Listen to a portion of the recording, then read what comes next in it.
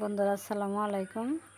আজকে আমি ঈদুল আজহার নামাজ দেখতে আসলাম আর সবাইকে দেখাতে আসলাম, কিন্তু আমি পুরো নামাজটা দেখাইতে পারলাম না। সবার কাছে ক্ষমা চাইছি। বন্ধুরা যারা যারা কোরবানি দেবো তারা যে সবাই গরুগুলো গাছে গাছে বেঁধে রাখছে। বন্ধুরা আমি আজকে নামাজটা পুরো দেখাইতে পারলাম না, কিছু ব্যস্ততার কারণে আমি নামাজটা দেখাইতে পারিনি। الله أكبر لا إله إلا الله والله أكبر الله أكبر ولله الحمد. وقال أصحاب رسول الله صلى الله عليه وسلم يا رسول الله ما هذه العضاحي؟ قال سنة الصلاة والسلام. قالوا فما لنا فيها يا বন্ধুরা নামাজ শেষ হয়ে গেল, জংসনের আব্বাই নামাজ শেষ করে চলে যেতেছে।